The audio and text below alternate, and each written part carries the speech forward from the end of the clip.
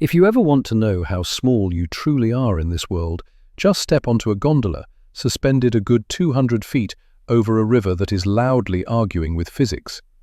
Here we are, drifting out from the Canadian side, riding the Whirlpool Aero Car, a stubborn little steel basket that has been faithfully carrying curious souls across this furious bend since 1916.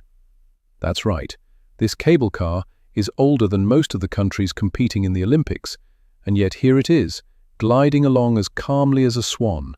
If swans ran on 6 steel cables and a century of engineering pride.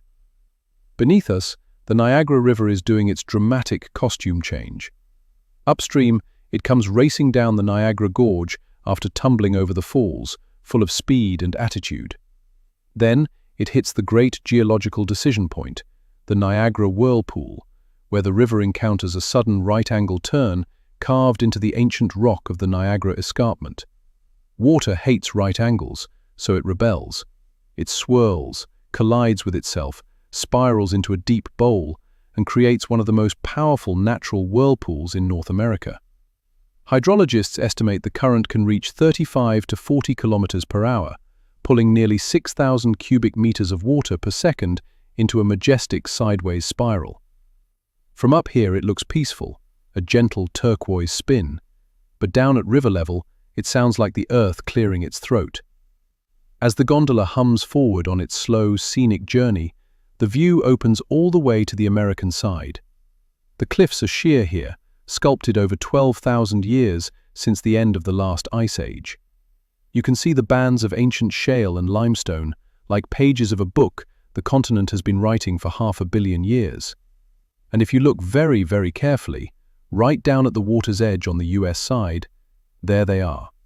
A small group of Mennonites, sitting quietly on the rocks, their feet soaking in the cool current. Tourists above, adrenaline in the water, and below, an island of peace. A reminder that nature doesn't just offer spectacle, it offers stillness for those who know how to find it.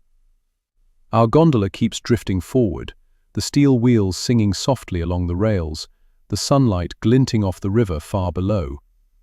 The aerocar doesn't actually cross an international border, the whole ride stays in Canada, but it does swing out over US territory slightly.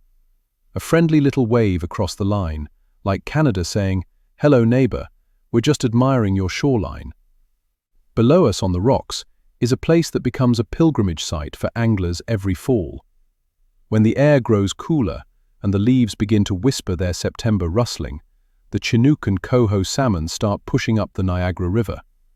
They've come all the way from Lake Ontario, muscles burning with ancient purpose, climbing against some of the strongest freshwater currents on the continent.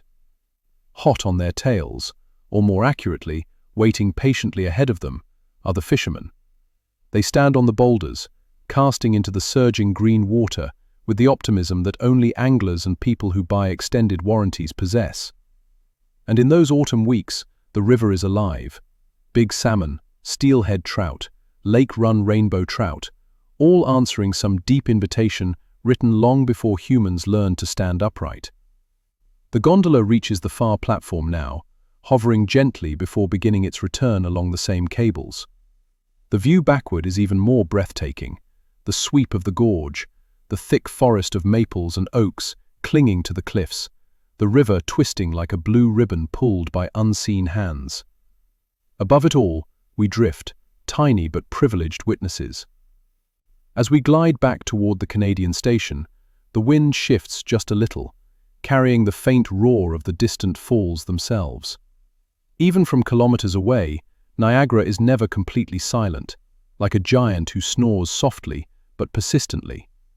The tourists in the gondola smile and point and lean over for a better look, doing that universal dance of leaning farther than they promised their family they would. Cameras click, sunglasses glint, and joy hangs in the air like sunlight on dust. Down below, the whirlpool keeps spinning its quiet, ancient logic. Across the river, the Mennonites keep cooling their feet, unbothered by the drama above.